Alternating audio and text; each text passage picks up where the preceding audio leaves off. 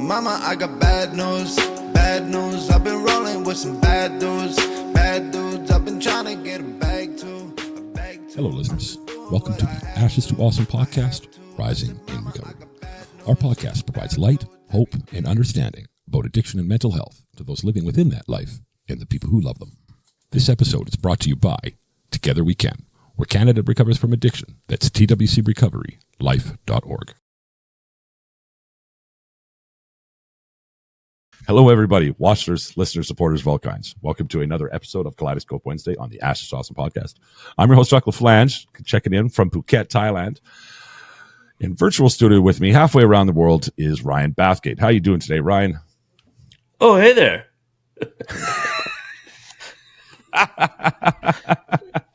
Just taking a book in. I love it. A peek behind the curtain. I made him do it. Yeah. Didn't want to do it, but I made him do it. That. So yeah. No, not this time. I didn't. Yeah. Hey. How am I? I'm a bit tired, but yeah. I got I'm 45. Could have better blood pressure and weight. And so I have a CPAP, and I got a new one. My old one on my old company's benefits was awful. It's called a static. You can't change it. This new one's an auto. Anyway, I've been sleeping so good that I'm sleeping right through my alarm, missing the gym in the morning. I did that 3 days in a row. And that's the first time that's ever happened in my life. Wow. So that's some big news. But I went to bed too late last night. And so I've been dragging my ass a bit today. Okay. Yeah. All right. What's going on with you? For myself, it's, here in Thailand, things are pretty good. They've been worse, for sure. They sure have. And recently at that, right? I'm moving here. I'm not actually moving until the 12th. I have to pay for the place, from the 1st. But as I was watching, it's high season starts in December here, right? So it was really important to me that I grabbed a place that I wanted. Mm-hmm. So, and I didn't mess around. And as I was going through the classifieds, obsessing over them 5-6 times a day, I would see that the supply dropping of cheap places, cheap, nice places. So I was like, I really want this place. It's perfect. I put some pictures up. I've showed you, of course, Mm-hmm. right? It's got the recording studio the loft that I can use as a recording studio, which I'm super amped about. So, I've got that secured in now, and but I'm not actually going to move to the 12th. I'm going to stay here with the rest of the team at Yatra in Phuket until the 12th, and that's when they're moving down to Krabi. So then I can jump in with them. So pretty excited for that. And then once I get down there, I can get a scooter, rent one. Right, I'm not going to be able to buy one right away, of course, but I can rent a scooter and have some freedom. And so what do you have to have a license or anything, or? Yeah, in theory. So, okay, fuck it. I'll say it. What I have come to learn about Thailand, I probably shouldn't say this online, but I'm going to anyway. Risque. Yes, in theory, you're supposed to have a license, right? But the police here aren't necessarily the most honest in the world. And they'll set up shop and on a Friday. And if you go through and you're completely legit, like one of these checks, like you've got all your license, your insurance, everything fucking checks out, they will make something up. Like, oh, look, you're not supposed to have passengers on this road between 4:30 and 4:42. Uh-huh. So you're going to have to pay a fine. Now, if you pay that fine in cash on the spot, it's a very easy process. Even actually, if they write you a fine, but nobody ever actually writes fines. They're all cash fines. Right. So essentially, if you carry 1,000 baht with you, which is $40 Canadian at all times, you can get through any check stop ever. So that's what I've come to learn. And if Mike listens to this episode, he's going to trip balls because he's not going to be. He won't listen. Don't worry. You're good. He's not the kind of guy that would pull something like that off. But I've come to learn through whatever avenues here that's kind of how things work. So ultimately, I do need to get my license because there's all sorts of things that I want to do here, right? And I live a life. But I also don't want to be landlocked in my house, and you know what I mean? Yeah, no. Yeah. I lost my license for 5 years at one time. Yeah, it's frustrating, right? I pretty much lived on the B line and hopped the B line every day downtown Vancouver. My life So was that's not so my bad, life right? could fit in a backpack, you know, like Yeah, everywhere it was my backpack and my headphones, and that was my life. yeah, right. So here, like, I wouldn't do that here in Phuket. There's just no way I would drive here in Phuket without, like, because it's insanity. This is like Thailand's number 1 or 2 for road deaths every year. Yeah. Right? They stack up their toddlers with no helmets on scooters and drive like it's like nothing you've ever seen. So Krabi, though, is more country life. Like there's a city there that I'm going to be in, but it's very relaxed and it's very, it's a smaller center and it's not all touristed out. So a little bit of a safer environment for sure. Right. So how's your Thai coming along? I know my pet and Kapung Kap. So not spicy and thank you. That's it. Right. You sure? So you're Not spicy being a pretty vital part. It was funny because when I landed, I stayed my first night at Mike's place and he's like, you need to know this. My pet means not spicy. And then like just a few days ago, he's like, you remember my pet means not spicy. Like he's like, you need to know, right? None of all the please, the thank yous, none of that. He's like, make sure you understand my pet. Yeah. Because burn you a new one. I do not enjoy spicy food. So the old Johnny Cash Ring of Fire. Yeah. It's not even that. It's not that it hurts my stomach. It's not that I get like stomach issues. I just don't think eating should hurt. That's my second favorite thing to do. And I just like I've been like that since I was a kid, and I'm like, I'm just a big pussy when it comes down to it. Right? So I like hot, but I'm not good at it. No, not at all. No. Yeah, it's the word. It's like I love sports, not good at those. Yeah, but yeah. So, keep going, keep playing. Yeah, make it. Tell you something else though. Cigarettes. I'm on day 4 now. Shake back your to the vape. No smokings, right? It's hey man, it's one is a big difference from the other, right? I made the change a decade ago. Yeah. Oh, and I did back as I used to have vape shops back in Saskatchewan, right? So the first time I ever picked one up, I stopped smoking for 2 years. Right? You know what I did? It's not even I ever quit smoking. I just stopped buying them and have my vape. I'll tell you what, if somebody came through here right now with a pack of smokes, I would like instantly be on them for a cigarette. I'm not going to lie. Yeah. Right? Wow. The challenge is I don't want to buy a whole pack. It's not even about money here. They're really cheap, right? I don't want to buy a pack. So I'm like, no, I'm just going to stick to the vape. That's what I'm saying. You don't buy a pack and it just doesn't matter. I think if I'm at baseball or working on the car or something, what I'm very conscious of now is the smell of cigarettes. And I hate smelling like cigarettes in public. Yeah. So that's my number one deterrent now. Standing in line. Yeah. Just after and it's raining or something. Standing in line behind somebody with that smelled like smoke in a 7-Eleven. Oh, yeah. I was like, you are gross. Yeah. Now I get it. So I get addicted to the vape and I can smell cigarettes for what there's no cloak and dagger anymore. Like you smell them for what they are. It's like, it smells like a fucking wet ashtray. Pretty gross, right? Yeah. So. Yeah. But whatever, right? Whatever. So, as you know, I had Mom on the show. That was awesome and epic and caught that in so many ways. Yeah. What'd you think of that episode? That's good. I mean, two pretty smart women there, and you, smart woman. Yeah. And I agreed with most opinions, and I was captivated by the stories. So. Plus, like some of those stories are about you being a kid, and like, sit and laugh and remember half of that, so. Yeah.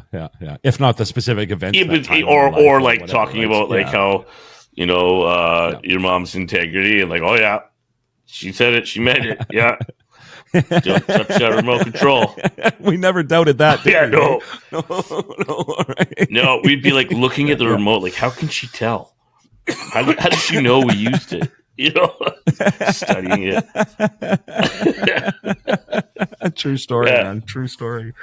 Yeah. Which is basically she spent her whole lives convincing us that she knew when she didn't. Right? Like that was her trick, right? Wow, it worked. We thought she knew, and that was enough, right? Yeah, it worked. And the other thing was like that was about like not watching TV all damn day. Mm-hmm. Like getting outside and throwing rocks at each other. Yeah. Was that you that got hit in the fire? Was that you got hit in the head, cracked his head open? Remember when they had those new builds down the street? Well, I remember the new builds. We had a Like, they were rock right across the street. We had a from us, rock right? fight. Yeah. One of us got hit. It wasn't me. One of us got hit and split their head I don't open. remember that. That might explain some things. So, I don't remember. Yeah, it probably was you then. you know what I do remember is the ice rink between your place and our place, closer to your place. In that park, Remember, like that little public in that little park. Yeah. By Perry's place, if you remember Perry Gelswold. Yeah. Remember, like right in behind over there. Yeah. Is that behind Jeff Walker's? Yes. Yeah. Yes. Yeah. Right there. Yeah. Geez, if you guys happen to be listening, yeah, blast from the past. I talk to him once in a while on Facebook, and Brandon and Mark Paincho. I don't know if you remember those guys. Christy was a sister, right? Yeah, and he had a brother.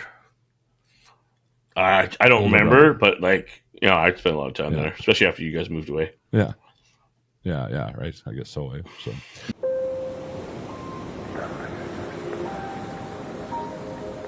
Feelings are like waves. All feelings, positive or negative, have a beginning, a middle, and an end, regardless of how long they have. They also rise and fall, only to rise and fall again until they drift out to sea and the next set comes in. When you suppress feelings and prevent the natural cycle, the waves don't settle, the emotions get stuck and intensify.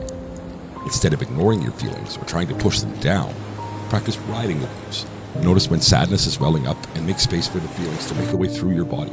Do this by taking deep belly breaths, imagining the waves rising and falling with each breath. If you would like to know more about Yatra Center's residential treatment program or their outpatient care program, visit yatracenter.com. That's yatracentre.com.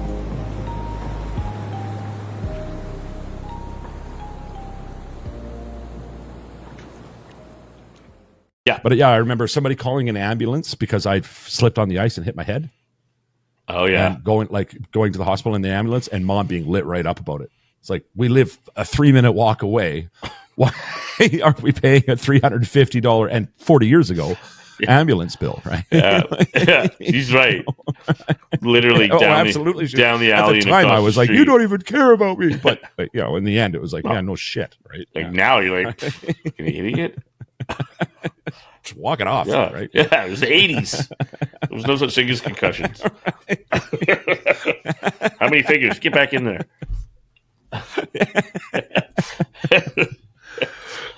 Right? Yeah. Right. Anyway. Yeah, and then... So, hey, listen, we're going into the holiday season. Yeah. Right? Tough time for people, right? Tough time for people indeed, So I definitely want to touch base on some of those things and maybe get your thoughts on, whatever you think might be pertinent for, as we get into those days. But I think, something that I think we just don't do or think of to do is prepare. Prepare how let's, if I'm going into a project at work, I prepare. I look at mitigating risks. I look at efficiency, and overall fulfillment, and so why would that be any different? I don't know about you, but I don't have a clean bill of mental health history, Most certainly not. No, most certainly not. And so, I just thinking hey, so it's the 28th. We're hitting December this week. Ish. Saturday? Friday? Friday's the first? There's only 30 days in this month, so yeah. 29, 30. Yeah, Friday. Yeah, Friday. Yeah. So, I guess we could take it to, we could look at the specifics of coping stances, but I think it's a little broader than that. I think most people have I don't know, what's the statistic? How many? 1 out of every 3 citizens experiences mental health in their lifetime. Is it that high? Yeah. I'll believe that it is. I don't know. Just convince me. That's for sure. I was gonna look it up, but you know what? I'm not gonna. Regardless, how do we? I guess the idea. Maybe I'll ask you a question. What are the kind of things you do to cope with your mental health over the holidays? Well, I'll tell you historically, it's actually something. Well, that opens up kind of a bigger thing than that, brother. So I posted my daily blog yesterday, and one of the things that I'd mentioned in it was, I want to say 10 years, but it hasn't been that much, but it feels like 10 years and not that much short of it since I've celebrated Christmas in a normal way, right? Family and all that. So one of the things now, and maybe it's something to address as well. Of course, I'm kind of in the epicenter of addressing mental health right now, being at the Yacht Treatment Center, but is that I moved away right before I had a chance at a normal Christmas, right? For the first time in years and years and years. So it's one of those things that I'm actually really struggling with right now. It's like, shit, man. So you moved away from Moose Jaw or Regina. Yeah, I moved away from Canada. Oh yeah, a year ago. Yeah, right. Okay. Wow. Oh yeah. But I mean, now I could have had a normal Christmas. What about last year? Right, for the first time. Well, last year I could have, but I was like fresh into recovery, and you know what I mean. Like I'm nowhere near the fulfilled human being that I am right now. Yeah. I'm just curious, nowhere near this. Because there would have been an opportunity there. Yet, you spend 20 years running into the woods. It ain't going to take 2 seconds to run out. Fair enough, right? Yeah. So now I would consider this my first, right? I'm not white knuckling it. I'm doing pretty good. You know what I mean? Mm-hmm. And then I move halfway around the world. Right? So there's that, and I have no regrets about where I am. I have only gratitudes about where I am. But there's a part of me that's like, fuck, that kind of sucks, And I'm kind of bracing for that tang of loneliness that I felt for so long, that this time though I could have easily avoided. If that makes sense. Is that what it is? Is loneliness? I think so. Yeah. What else is there? Emptiness and right? Like, wow, there's sadness and there's regrets and there's all sorts of things there. Right? Okay. Right. So why don't you define for me loneliness? Feeling like you don't have people. I don't know. Feeling like you don't have any people. Yeah, or like just feeling alone, right? Yeah. Feeling alone. And I know I got people. Right? Feeling alone. I know I got people. Well, I know, but it's funny, because we all use this word. Okay. And define it. I can't. So you're about to do it for me. So why don't we? So this is what I'm going to try and do here is highlight a process. Okay. So I said here we're going to mitigate risk factors, correct? Yeah. As we head into the holidays, so it's a mental health risk management. Okay. If you will. So I don't define loneliness the same as Webster's or whoever this is. So loneliness is sadness because one has no friends or company. Okay. So you're close. Yeah. They got no people. Right. Or the fact of being without companions or solitariness. And then I have a place, quality of being unfrequented and remote isolation. I don't know about you, but none of those do it for me. Okay. So I always talk about this choice thing, choice and freedom. They are the same thing. Mm-hmm. And from an existential perspective, if I accept this as my definition, then I'm still making a choice. What I'm choosing to do is accept that, which is perfectly fine. I do it with inanimate objects all the time, just because I don't want to reframe everything in my world. I'm talking to you at a computer. Remember that conversation? Yes. Yeah. So why don't we make one? Okay. What is loneliness to you? Yeah. Well, it's just what I said it is, but is it though? Because I don't think that's. I think you're answering a question to answer a question. Okay. With that answer, give me some help. Walk me through defining this in a different way. I'm going to put myself in it. Now, to do that, I'm a feeling center. Feeling center is not my head. I would say upper chest, heart area for listeners. And the first word that comes to my head is empty, insufficient, not enough. It's shame. There's shame in it. Yeah. Loneliness has shame in it. I've never thought of that before. Mm-hmm. Huh. And so when I think about it from that perspective, that's a way different answer than the one I just read or the first one you gave. Sure is. You know what I mean? And the other thing is now I've made a choice as to that's what that means to me. So anytime I hear that word, those feelings, I understand them to be attached to that. So now I've expanded my emotional lexicon, my emotional intelligence, and I've concretized my understanding of one word. That is also a word that is in the foundation of why I need to cope over a holiday or whatever. Yeah. But I mean, wherever you have addiction, you have isolation and loneliness. Yeah. Like I've just never seen it without. Fair, right? Yeah. Even if it's not on the surface, it's there, right? Yeah, it's not on. You know what I mean? And like this is, and I want to go back to that thing that Alan Watts saying: everyday ordinary consciousness leaves out more than it takes in.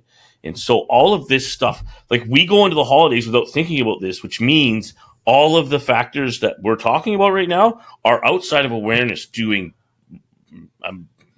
They're not doing good things. They're working really hard. I was going to swear and I caught myself because I'm growing. I'm evolving as an adult.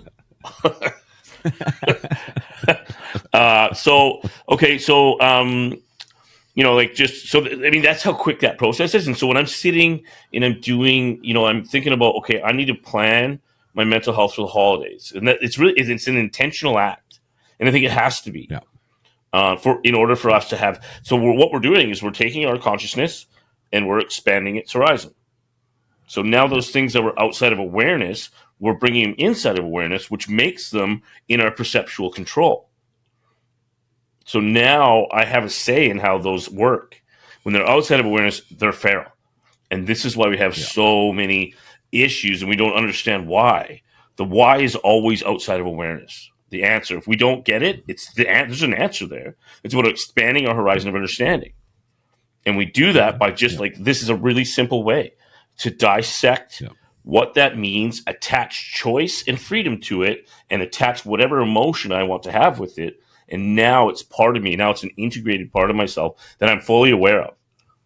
So take trauma and the process of trauma integration. That's what you're doing is you're owning your trauma instead of letting it sit outside of awareness and have impact on your day-to-day decisions, feelings, thoughts, fucking everything. And so if I go blindly into this again in my 45th Christmas, then I'm just a fool for not looking at this sooner. You know what I mean? Now that you know better. Well, now that I know better. Not calling anybody a fool once you educate yourself. I just literally call myself a fool. I mean? Nobody else. No, I'm just saying. As in like a subjective way that someone might listen to that. Okay, yeah, that's fair. So, I'm not calling anyone a fool. I'm saying that once I know better, I have a responsibility. Yeah, just like anything else. Right? With a disease, if you're suffering an addiction, once you understand what's happening to you, it's up to you to do something. Right, and this is no different. Based on an existential premise, responsibility and freedom are the same thing. Mm-hmm. So we have that all tied up together. The Buddhist philosophy of choice and freedom, the existential philosophy of responsibility and freedom, all in one, just by looking at that one word, loneliness. Wow. Right. Yeah. Because we could do a whole nother episode on emotional lexicon. Well, yeah. Well, you can go for days. A whole other series. Goleman actually has a new book out called, on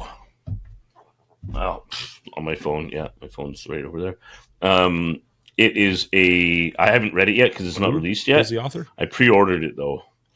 Who's the author? What's that? Who is the author? Goleman. Goleman. He's the emotional intelligence guru. If you ever want to learn about emotional intelligence, read anything from Daniel Goleman. Yes. It's called new book. Opus Opa. Why Can Matter More Than IQ, or is that an old book? That's an old one. Goleman.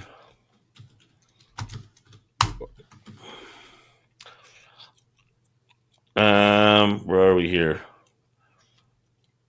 I don't want to get lost in this. I should put new book then. Did you put that? Yeah, I did, and it's not really with anything. Where is it? Social intelligence? Now, I mean, he's got so many. Wow. He really does, eh? Oh, Holy yeah. crap, man. Like, he's the guy. He's the emotional intelligence guy, the emotionally intelligent leader, working with emotional intelligence, why we meditate. Focus, the hidden driver of excellence? No, that's not what it was. Yeah, I like that. I like that term. Anyway, so yeah, he's great. His new book, it's on my phone. I have it pre-ordered for in audio. Okay. And I can't tell you right now because my camera's on my phone. So, regardless, so why don't we do another one? Okay. Okay, so let's just put myself here. Okay, I'm going into the holidays with an understanding of my history, which is I traditionally use rum and eggnog to not deal with my mental health or whatever it might be. Yeah. Okay. Yeah. If I separate that and I look at that, I'm going into this, putting myself into years past from an emotional lens. It's not cognitive. I want to start coming up with the feelings that start popping up, and so like loneliness is one, bam, right away. And really, it's see, loneliness, because it has that shame attached to it. I think that's the difference between alone and lonely. Is the element of shame, because I love to be alone. I'm an introvert, but being lonely means I need to cope. Okay, so. Hey, Ashes to Awesome listeners, the following PSA is brought to you by The Phoenix. The Phoenix is not just a gym, it's a community where the real weight lifted is not just barbells, but hearts, minds, and spirits. Whether you're in recovery or simply choose to live a sober lifestyle, The Phoenix offers a range of activities from yoga to hiking, all led by people who've walked a path of transformation. So why not aim higher with The Phoenix? The first membership requirement is just 48 hours of sobriety. Rise from the ashes today and soar with The Phoenix. Hey listeners, let's take a moment to talk about something crucial. Carrying naloxone. This life-saving medication can reverse an opioid overdose in minutes. You might think, I don't need it, I'm not around opioids, but the truth is you'll never know when you'll be in a situation where you could save a life. It's easy to use, and many places offer it for free or at a low cost. So let's be prepared and look out for each other. Remember, you might not plan on being around opioid use, but you never know when it'll be around you, and you could save the life of somebody that is loved. This is Jared Blaine with the Blacklist Podcast, and remember, you are loved. Why don't we look at, well, the most obvious smack you in the face one is probably fear, right? I mean, yeah. You know, so fear. Let's do that. Let's do a process on fear. So what is fear? Give me a definition. Fear, as I know, is the... Well, no. It's the unknown. No, anxiety is fear. No. Right? You fear that. So this is, you stole it. Yeah. That's my definition. That's what I use. I chose that because it's really simple. I want to make my definitions as simple as possible. Sure you do. Believe it or not, I really do. Right. I mean, the complexity of what's attached to it is not simple. So when I say fear is a lack of information, I have so much thought and theory that goes into that statement represents a spider web of different knowledge bases. Does that make sense? Yes. So really, it's just a figurehead. But so let's read the Webster's. Okay. Fear is an intense emotion caused by the threat of danger, pain, or harm. It is a natural human emotion that helps us to survive and avoid danger. Fear can be caused by a variety of things, including real or perceived threats, physical or emotional pain, and the unknown. Okay, so threw that in there. Okay. Yep. So I think, so for me, does that work for you, that definition? I think so. Yeah. I don't know if it's enough. Okay. Explain. Because I think that there's actually two different kinds of fear or subcategories, if you will. I think that there is a reptilian fear, a very central nervous system fear, and I think that there's a cognitive or imaginative fear, and I think they're very different in their operating function and characteristics. So a somatic fear is like I'm falling off a cliff chased by a bear.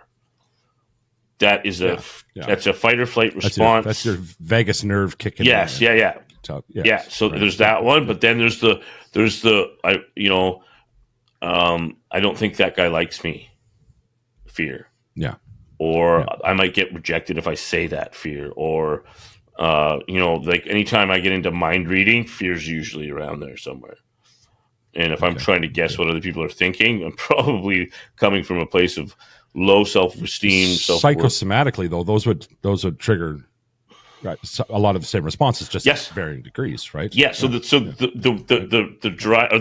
fear's a driver. The behavior loop is the same, even though the context to how that fear derived would be different.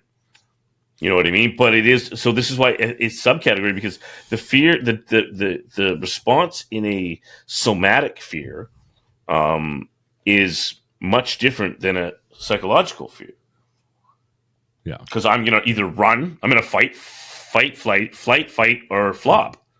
If it's like, evolutionary fear, like my life's in danger in that way. But if you think about the way rejection works, to experience rejection is a psychological, but our response would be the same because it is based on our programming. If we are rejected, we're looking at the same thing as facing certain death by being kicked out of our tribe. Right. And so, but it's the insecure fears that get me in trouble. You know what I mean? And that's where so it's really interesting enough that. So if we look at what fear is, we spend some time with it, we understand what it is. Fear for me is a lack of information, which is kind of sums all this up. I don't think about somatic fear because there's nothing I can do about it. If I'm going to get chased by a bear, it's going to kick in, and that's the way that goes. Like I can't prepare for that. I'm not prepared for bear chases lately. But. You can mitigate the somatic response with the breaths. Yes. Sure. With cognitive interruption. We just learned about this in therapies in group here. Yeah. Right? We were just talking about the polyvagal theory and about how and it's consciousness still. Oxygen into the lungs, right? Kind of triggers the rest of your organs. It's just like how you mitigate limbic flooding. You just enter oxygen in the blood cells, and it reduces cortisol. Yeah. So yes, you definitely can. Yeah. But for me, how often do I get chased by a bear? I'm more interested in the cognitive fears that are created by insecurity, and I'm not enough, and shame, and think about how much fear is attached to shame. Think about that. Yeah, it's just littered, right? You know what I mean? And it's all this cognitive fear. It's all this situation rooms, and what if, and I wonder if, and stuff that just doesn't fit. So then what do I do with that fear? Interesting for me in my own personal way of doing that is I get arrogant, condescending, I'm very better than aura. Yeah. And I have nothing to stand behind relative to those things. You know what I mean? I am not better than anybody. And and that just goes to show, because it's an invert, you know what I mean? So if I'm low self-esteem and I go through the paradigm, I shoot off into I'm better than you. You know what I mean? Yeah. So really me feeling less than is why I try to appear better than and manipulate the mind reading, which is hilarious because I'm reading someone's mind and adjusting my way of being to that reading of a mind, which is completely fictional. It doesn't exist. And I'm the only one in the fucking world that knows that's what's going on. And most of the time, I don't even know that. Yeah, I was just going to say. Yeah. Right. Except for now I do, and I still do it, which makes me a fool. Yeah. But so, back to that. I'm human. Right. So then, I'll use ego. But the bottom line is that when I have fear and I'm coping with it, I can guarantee you that none of that is connectable. Okay. No, there's no responses I have to that would be connectable other than being vulnerable with my fear and expressing that I am in fear right now. Okay. Now let's bring this around in the interest of time and all of that. Let's bring this around because that's the theory behind it all in a practical way. How do we apply this to the upcoming holidays, our mental health, our, you know what I mean? Like in a practical stance. So I would probably do some more of these. And if I could, like if you're really serious about this, I would write it down and I would get to know those emotions, how I experience them. And through the holidays or whatever it is, whatever the intense moment is, I would look for those feelings. Like I'd be watching out for when those feelings come up. And I'd be like, boom, oh shit, there's loneliness. Oh, just like I was planning for. You know what? I'm not overwhelmed by this because that's the problem. Is that when it shows up without us knowing or understanding or being ready for that, we are instantly overwhelmed, and our body's going to start acting in a way exactly. And then we start shutting off parts of our brain that we need to be rational and reasonable, and we go into this behavior loop. You know what I mean? And so, by knowing what it is, this is the beauty about emotional intelligence. When you learn what the emotions are, you're never overwhelmed. If fear is unknown, then this emotion doesn't do the unknown because you know what it's going to do. Yep. And that makes it manageable. Okay, so I'm headed to my parents for Christmas. Yeah. I know that often I feel judged and kind of, like I'm a disappointment. But I don't want to repeat behaviors from the past that I have when I feel this way. So what am I going to do on the drive over there, on the days leading up to whatever? How am I going to mitigate the shit from happening? So I can give you. Here's what I'll do. I'll tell you. I'll start in the middle and wrap around. Okay. I would be having a conversation in that drive with myself, a dialogue. And I said dialogue, whatever is the subject in my mind that's going to entertain this conversation. Hopefully it's going to be the kindness voice I'd like to talk with. Okay. Well, let's do it. I just gave you a very so I'm in common scenario. The car, right? Okay. Yeah. I'm on my way there and I know this thing and I can feel there's anxiety, there's tension, and so as soon as I feel anxiety, I know that I need oxygen in my blood. Diaphragmatic breath. So I'm going to breathe deep. The question is, who do I want to be? That is in the center of it all. And that's going to be my values. Yeah. Compassionate, kind, loving, understanding, respectful, honest, integral, family first, courageous. And that I just listed off 9 because I've been doing this a long time. It took me a long time to be able to list off 3 on the fly. You know what I mean? Yeah. And so, those are the things. So now, judgment comes in from. I can anticipate I'm going to get judgment, so I'm ready for that because I know that I'm not going to let that take any of this away. And let's look at judgment. What is it? Let's qualify it. Someone else's opinion about me. Do they deserve it? Have they earned it? Yeah, maybe so if they're your parents. Yeah, so maybe they have. Maybe. But in the name of family, in the name of festive holidays, there's no place for it there. Yeah. Nope. So my boundary would be, I understand you earn the right to judge me, and that's cool. I think it's a conversation we need to have after the holidays, and I'd be more than happy to have that. In the meantime, though, This is about family right now. It's an important value of mine. I wonder if you could help me support that through this, and then we can absolutely talk about what I've done for you to earn that judgment, which you absolutely have, and I'm not arguing that. You know what I mean? Like something simple like that. So now, and boom, and I'm not. So what did I do there? I was honest. I was respectful. I was integral. I was kind. I was understanding.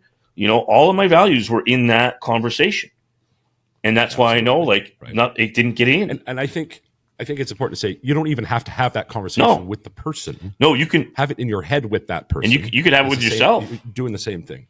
Right? Like my first qualifying is like, do you have the right to judge me? Have you earned that in my life? Mm-hmm. And if you haven't, that conversation is over. Judge me all you want. I don't give a shit. That's your problem. So it's like, and my mentor used to always say to me, someone comes up to you and calls you an asshole. Who's got the problem? It ain't me. obviously. Right. Right. So that puts me in a position to help.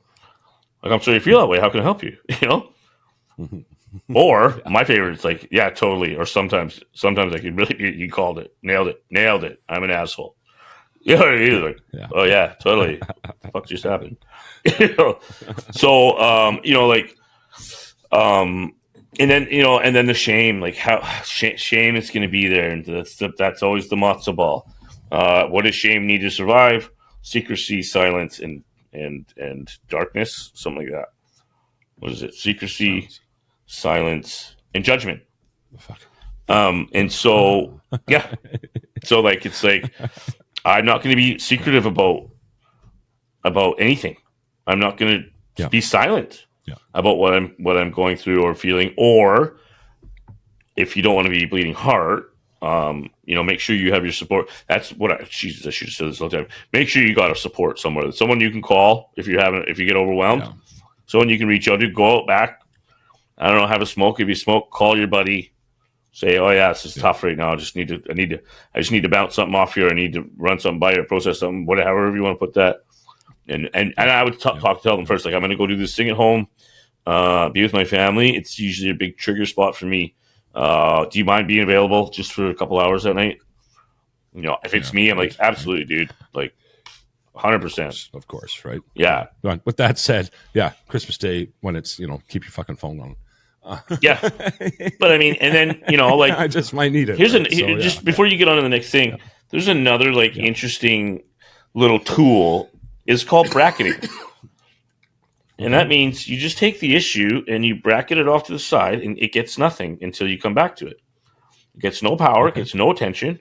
It's just like, I'm going to put that off and put it until I'm in a place that I can easily process that, or I'm with my support, or I'm prepared. So like the whole deal here is don't get overwhelmed. And we get overwhelmed. Okay. We keep from getting overwhelmed by creating an access of information to better understanding. That's how I don't get overwhelmed. I only get overwhelmed when I don't understand it. I'm going to give you another hypothetical situation, very real and relevant to a lot of our listeners. Mom has her son. She's invited him over for supper, for Christmas dinner, Christmas Day, whatever. Son is suffering an addiction. She's anticipating. She's hoping for the best, anticipating the worst, which is probably a horrible thing to do. What can she do to prepare for that situation? So the son is in active use? Yes.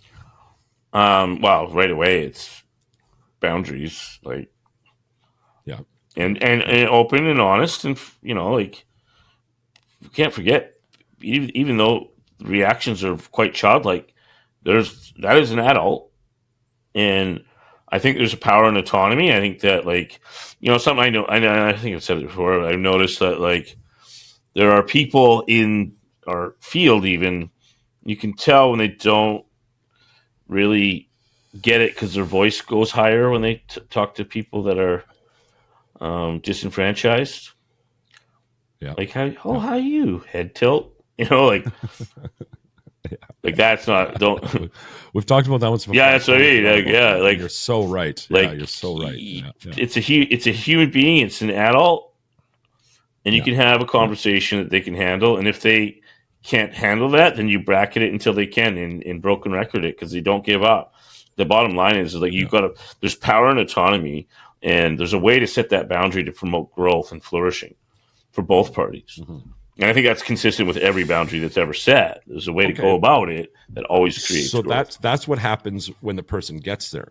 No, this is a conversation beforehand. Shit. Because you need to set the table with, so I misunderstood, like, if you're gonna use it, please don't bring it here, or whatever your house rules are. Yeah.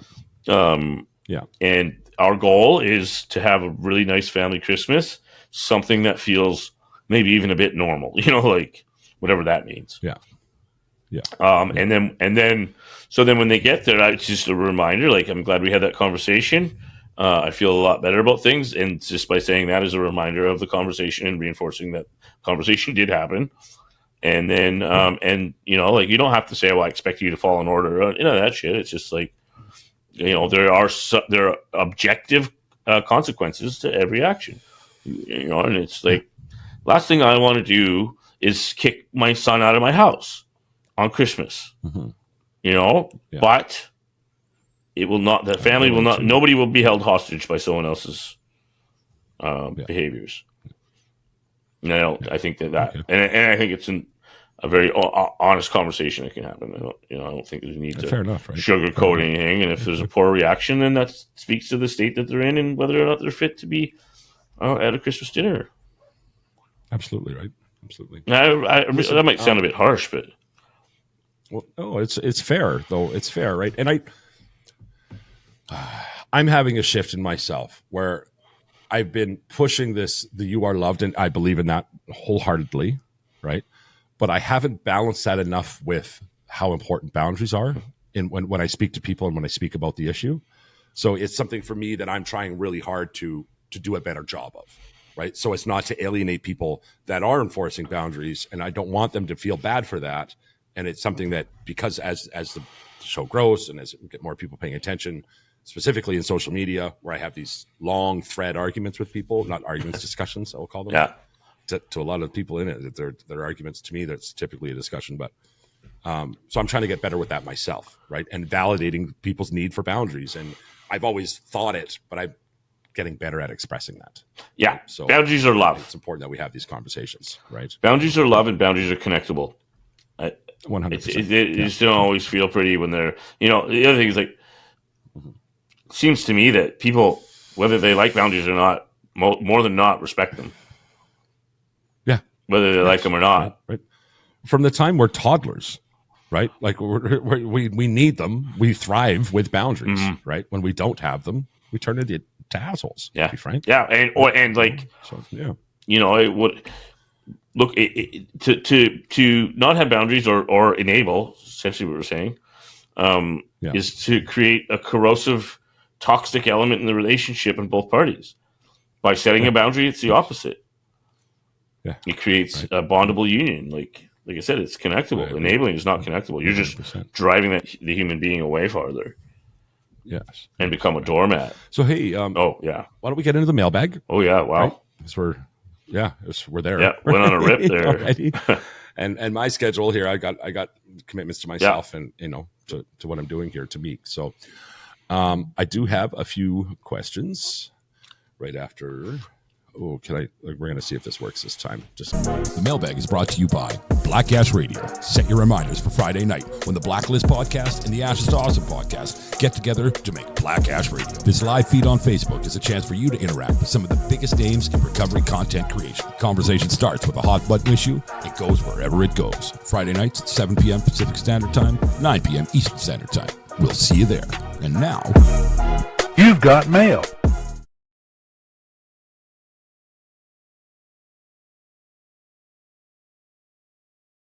Questions. We had a few this week, and I picked out a few of the holiday related ones for us because I think it's important as we get into December here. Yeah. Okay. Yes. Carlos in Miami, Florida. Hi, Ryan. I'm Carlos from Miami. Hello, Carlos. What's up, Carlos?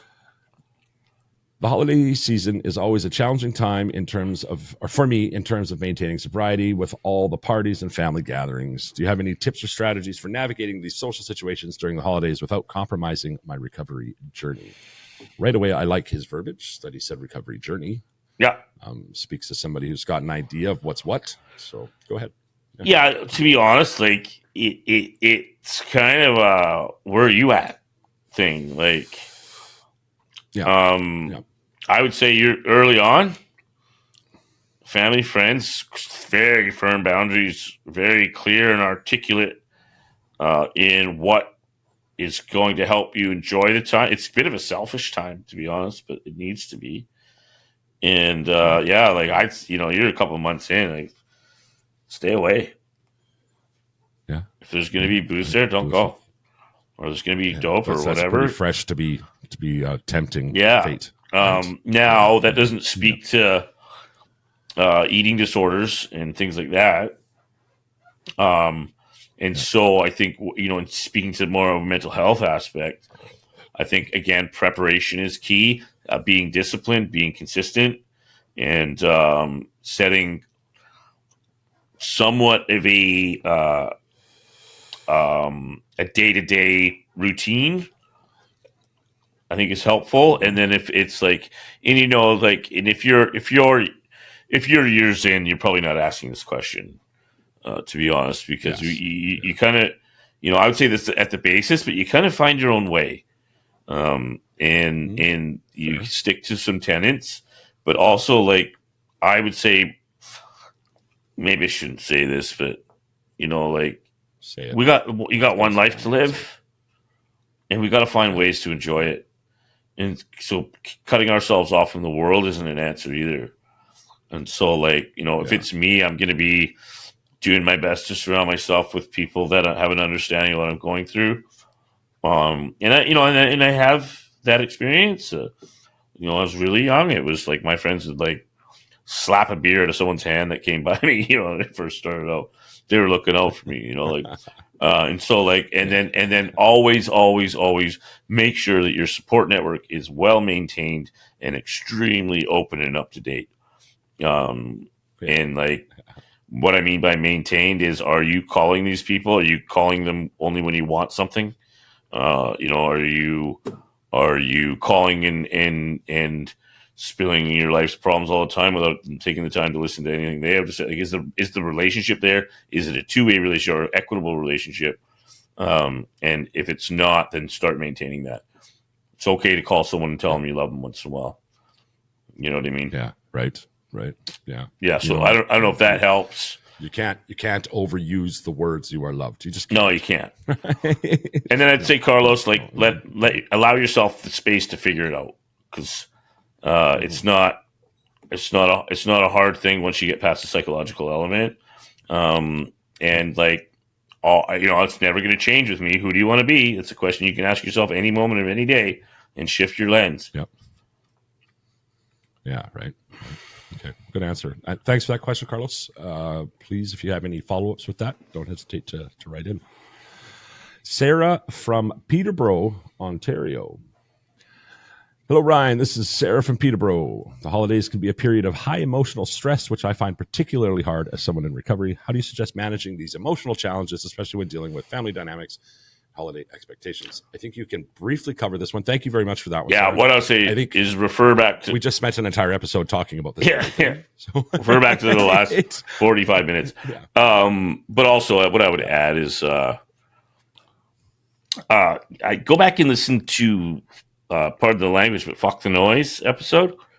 I would say, like, when you talk about family dynamics and, how much of it is yours, what is the goal? I want to be peaceful and content throughout this experience. I want to keep my highs not too high and my lows not too low. And so, like, what's important here? My goal is to have a nice time with my family. Anything that comes in that doesn't help with that doesn't get in.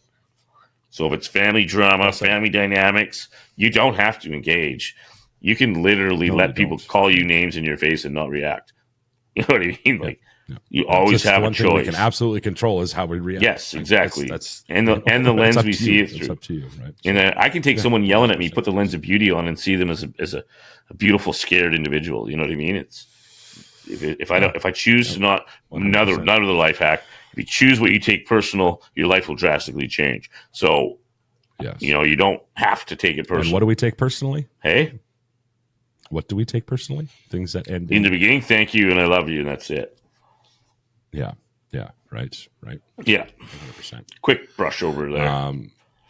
Yeah, well, and Sarah, I mean, we did just spend an entire episode answering that question, so I feel like we're not doing a disservice. No. We actually dedicated the whole thing to your question, Sarah. Right. Yeah, it's about the lens you put on it, right? So, Mark in Denver, Colorado. Hey, Ryan, Mark from Denver here. I've noticed that during the holidays, many people don't understand the struggles of addiction and recovery. What are some ways that we can generally educate our friends and family about these issues to foster a more supportive environment during the season? Okay. So right away, I'm going to say, don't educate anyone that doesn't ask to be educated. First and foremost, right? Especially at a family dinner. Yeah. Right? Like there's just what's to win from that. the Right? soapbox doesn't help. Yeah. No, it really doesn't. I would say to that, this I think maybe Brene Brown. Interested people are interesting people. Mm-hmm. I would say stay curious about other people's experiences instead of seek to be. Yeah, like what's it like for you to have somebody who doesn't drink here? Yeah. You know what I mean? Like flip it. And that might open it up to an education conversation, or maybe not. But I would say be interested, and you will be interesting. Especially if you're in recovery, especially early recovery, there's a lot to be interested in, right? Because you're experiencing so much for the first time in years, or maybe like in my case, the first time as an adult, really, right? Because I've been messed up for so long, right? So there's a lot to be interested in. Focus on that. I agree. Right? I agree. There's a whole world out there, like that's. I mean, I don't understand how anyone could ever be bored. Like, just oh man, I tell you what, being here in Thailand, everything is a moment of awe. Yeah. Right? Like I can't, when you're walking from here to just now when I was going to get a coffee, I was like, what's that noise? And oh, look, there's a bird I haven't seen. Yeah. Right? There's a frog on the stairway. And every time like you see something move, it's like a gecko or it's a snail or it's a, like snail. There's something happening all the time around you got you. Snails right? catching your peripheral. They really are. They're huge. Oh, wow. Like they're like the size of my fist. Wow. Right? And they move. I mean, I time lapse them in the film, so they move pretty quick there. But the other day, I walked out to two sails there was two of them. They were on each other. I don't know if it was war or love. Well, maybe both. Yeah. I don't know. Yeah. Right? Yeah. But I set up the camera on them for like 10 minutes. And actually for longer than that, because I went for my swim and everything. So it was probably 20 minutes, 25 minutes. But I had the camera on these two snails, and then I time lapsed it after the fact. It was actually kind of very cool to watch, right? But, you time lapsed snail porn. Today's Daily Gratitudes are brought to you by Revolution Recovery, helping men recover and become their best selves through support and treatment. They've been there and they understand. Well, that brings us to my favorite part of the show, and that is the Daily Gratitudes. What you got for us today, Ryan? Yeah, I should guess. Man, I should be thinking about this all week, and I don't. You know what? I actually no, I can't. I am grateful. Family. Yeah, no, but like I put the tree up this weekend. What did you? Yeah, and it's like I'm a regular dad. Aw. You know what I mean? Like it's so weird. Yeah. That I just never thought this would be me, and because of a self-worth thing. Yeah. You know, I never think I really deserve that. So I'd say like, why don't you send me that picture and I'll put it in in post. Yeah. Okay. Well, yeah. Oh, right. Yeah. Shit, I can't do that. I'll just put it in. Post. Oh, well, maybe I can. Yeah. So it's just like I got two little girls in this house, and I'm pretty sure I was supposed to be dead or in jail the way that script was written. You know what I mean? Right. And like, and to have all these opportunities and like, people take me seriously. Like, yeah, we do. That's a fucking trip, man. Like, yeah. But think about that one for a second, brother. We recently had a bit of an exchange because you had said something that I didn't like. And remember, it's because I take you seriously. Right? You know what I mean? Right? And like, because I really, really do. And there's lots of people doing that. So, be grateful for that. That's a hence my point. Yeah.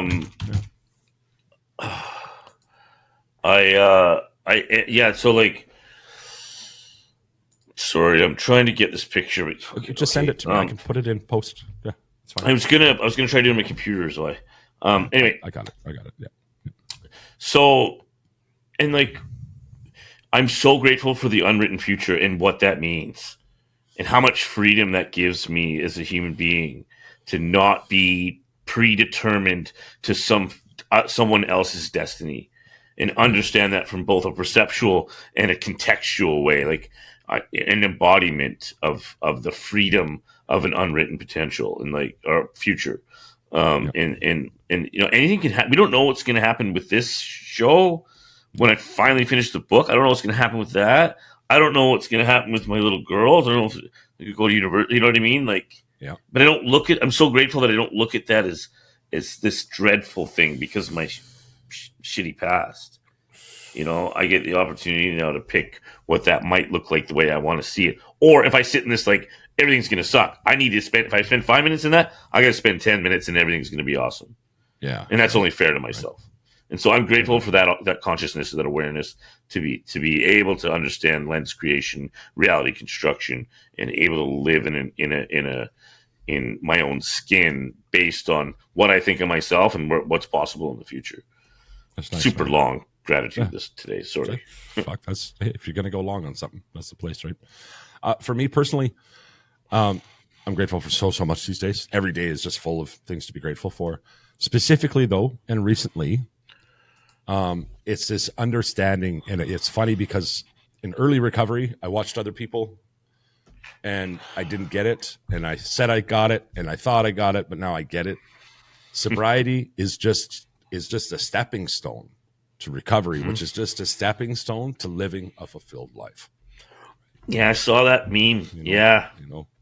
And that's where I'm at, man. That is 100% where I'm at, right? 100%, and I'm starting to see that now, and I'm starting to live it, and I'm just like, fuck yeah, right?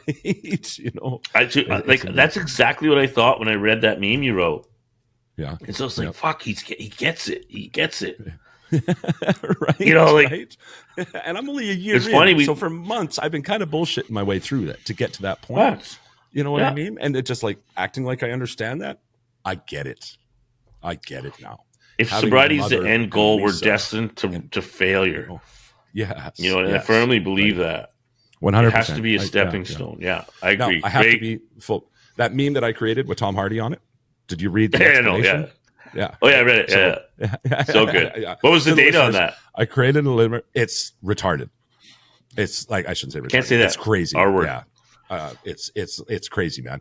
It's like 3 weeks of analytics now in 2 days. That's where that's at. So to the listener, what I did is I took something that I made a meme out of it, and then I went, no, wait a minute. I'm going to put that on a picture of Tom Hardy and see what happens. Boom. 3 weeks worth of analytics in 4 days. It's crazy. It's crazy, man. Right? 3 days, I should say. Yeah. So anyway, that says something about human nature right there. We can go. That's a whole nother episode. Anyway. If something is uncomfortable, lean into it. Or that one, right? Yeah. That's an ice bath. It was so cold, man. There was 12 bags of ice in that one.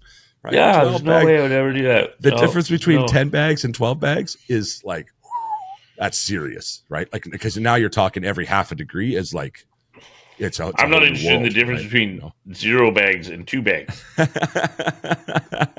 Stay at 0 bags. Yeah. Anyway, and finally, and certainly not least, I am thankful to every single watcher, listener, and supporter, guys. Whatever you're doing, please keep doing it. The support I get for my trip, all of it here are my new life, I should say. I'm just the kind words.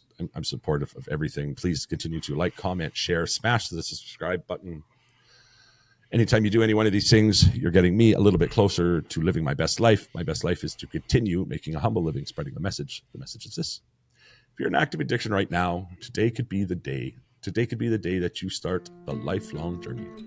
Reach out to a friend, reach out to a family member, call into Detox, go to a meeting. I don't really care. Do whatever you got to do to get that journey started. It's so much better, and it's a hell of a journey.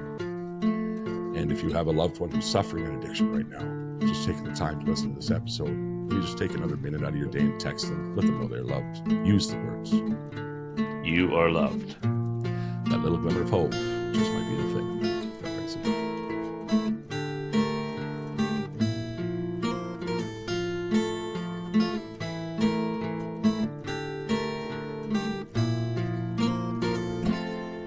My body's getting cold. My life is running low. Feel me falling. My life is running out. I pray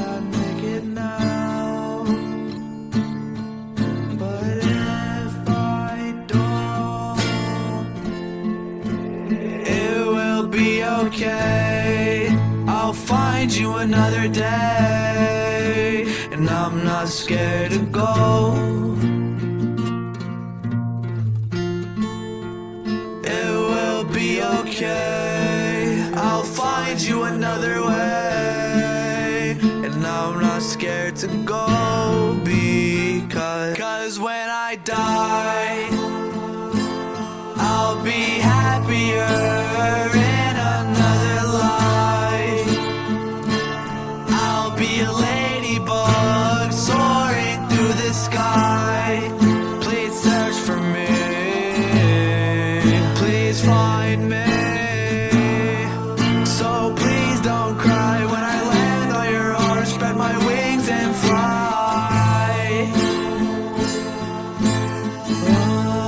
So please don't cry.